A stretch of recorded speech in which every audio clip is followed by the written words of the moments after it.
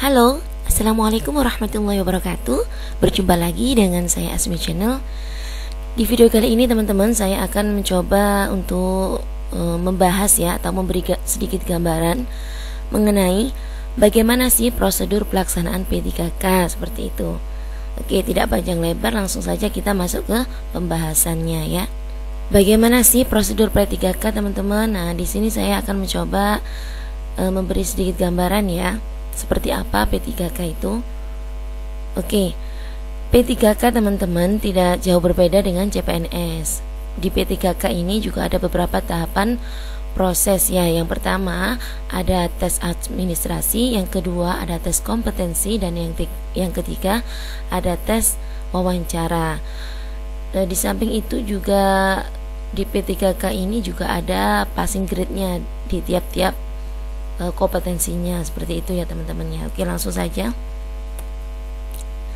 Nah, di sini dijelaskan bahwa pelamar seleksi yang belum terverifikasi oleh instansi terkait belum dapat diikutsertakan dalam tes pengadaan calon P3K saat ini. Bagi teman-teman yang belum memenuhi persyaratan untuk mengikuti P3K, maka di seleksi administrasi bisa saja tidak diikutkan. Karena apa? Karena itu semua tergantung pada verifikasi di setiap instansi terkait ya. Jadi teman-teman yang pertama di sini harus melalui proses atau tes administrasi terlebih dahulu. Kalau memang sudah terverifikasi oleh instansi terkait, maka insya Allah dapat diikutsertakan dalam tes pengadaan calon P3K seperti itu.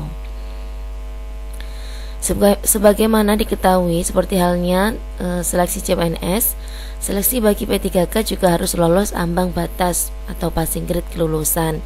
Hal itu ditetapkan dalam Peraturan Menteri Pendayagunaan Aparatur Negara dan Reformasi Birokrasi PAN-RB nomor 4 tahun 2019 tentang nilai ambang batas seleksi pegawai pemerintah dengan perjanjian kerja untuk guru, baik untuk dosen maupun tenaga kesehatan dan penyuluh pertanian, seperti itu. Ini saya hanya memberi sedikit gambaran ya teman-teman ya. Untuk informasi atau persyaratannya seperti apa, kita tunggu saja informasi resmi dari BKN. Oke, tes yang pertama administrasi, tes yang kedua yaitu tes kompetensi. Nah, peserta P3K 2019 perlu memperhatikan 3 subtes seleksi kompetensi yang terdiri dari sebagai berikut. Nah, ini teman-teman, ini saya mengacu pada seleksi P3K di tahun 2019. Untuk tes kompetensinya meliputi 3 poin ini ya. Ada 40 soal kompetensi teknis, ada 40 soal kompetensi manajerial, dan ada 10 soal kompetensi sosial kultural.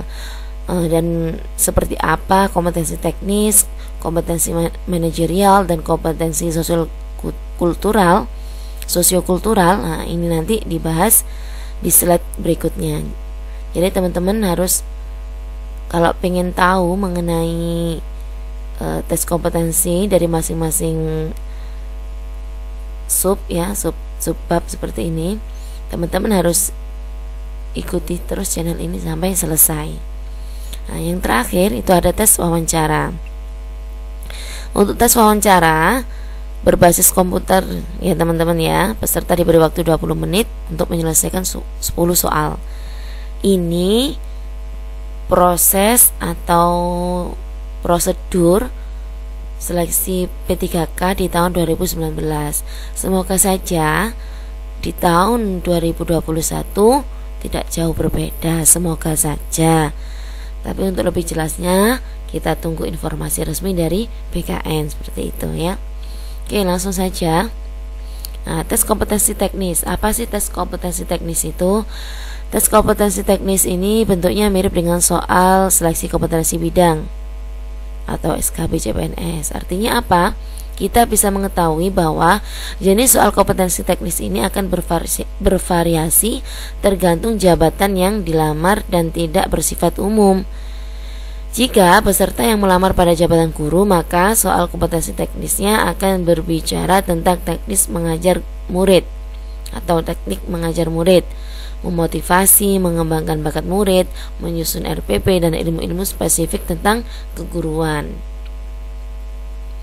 Dengan mengetahui informasi ini, kita memiliki gambaran bahwa 40 soal yang akan dihadapi berkaitan dengan ilmu spesifik dari jabatan yang dilamar.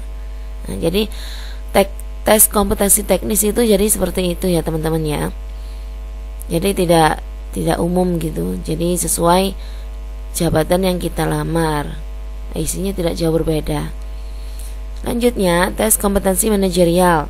Nah, untuk tes kompetensi manajerial itu seperti apa? Nah, di sini berdasarkan Peraturan Menteri Pendayagunaan Aparatur Negara dan Reformasi Birokrasi Nomor 38 Tahun 2017 tentang Standar Kompetensi Aparatur Sipil Negara, bahwa kompetensi manajerial secara umum dibagi menjadi beberapa indikator.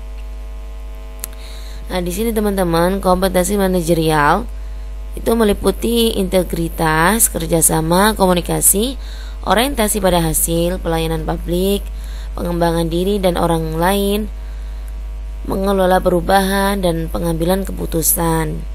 Itu tadi indikator dari tes kompetensi manajerial. Jadi tes kompetensi manajerial itu tidak jauh berbeda dari 8 poin ini ya.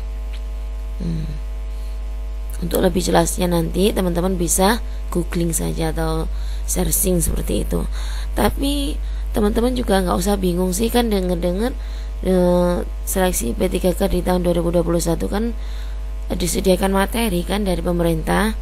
Jadi teman-teman cukup membantu ya. Jadi teman-teman bisa belajar dari materi yang telah disediakan seperti itu. Lanjutnya, tes kompetensi sosiokultural. Ya, seperti apa tes kompetensi sosiokultural itu?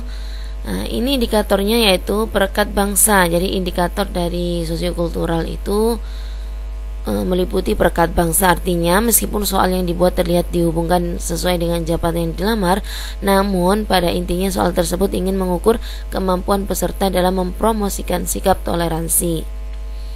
Di sini saya tidak bilang ya kalau sosiokultural ini sama seperti TWK, tidak ya, saya tidak bilang seperti itu. Tapi indikatornya meliputi perekat bangsa.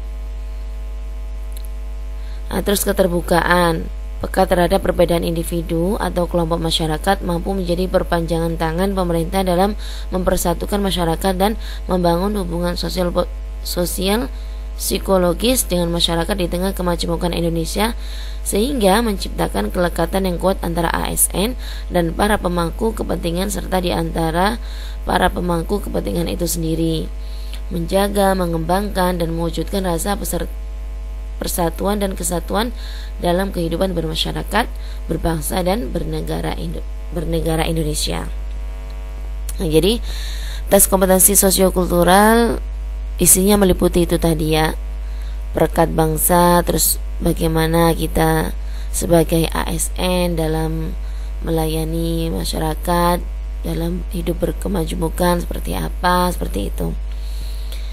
Lanjutnya, untuk tes wawancara ini tidak jauh berbeda dengan tes karakteristik pribadi atau TKP CPNS. Nah, jadi tes wawancara ini tidak jauh berbeda dengan tes TKP, soal TKP di CPNS pada umumnya seperti itu.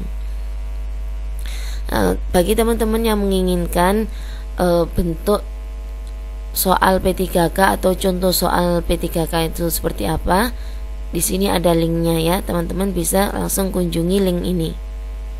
Nanti teman-teman bisa lihat di deskripsi, teman-teman bisa kunjungi link ini ya. Itu gambaran saja ya teman-teman ya. Semoga tidak jauh berbeda seperti tes-tes P3K di tahun-tahun sebelumnya. Tapi paling tidak teman-teman sudah sedikit terbantu dengan kabar adanya pemerintah akan memfasilitasi atau membimbing materi ya. Di sini disediakan materi dari pemerintah. Jadi teman-teman bisa banyak belajar dari situ. Dan juga teman-teman juga bisa banyak belajar dari media sosial, baik dari YouTube maupun Telegram. Saya sarankan bagi teman-teman yang ingin mengikuti P3K, join ke Telegram saja. Teman-teman bisa sharing lebih banyak di sana. Itu saja teman-teman yang dapat saya sampaikan. Itu tadi beberapa tahapan ya atau proses seleksi P3K di tahun 2019. Semoga seleksi P3K di tahun 2021 tidak jauh berbeda. Ada tes administrasi, tes kompetensi, dan tes wawancara. Jadi teman-teman bisa mempersiapkannya mulai dari sekarang ya. Oke, itu saja. Terima kasih atas partisipasinya. Jangan lupa teman-teman dukung terus channel ini dengan cara like and subscribe. Semoga teman-teman yang sudah subscribe insya Allah lulus P3K di tahun ini. Semoga menjadi ASN amanah dan semoga selalu dapat sejahtera. Oke, saya akhiri. Wassalamualaikum warahmatullahi wabarakatuh. Salam sukses.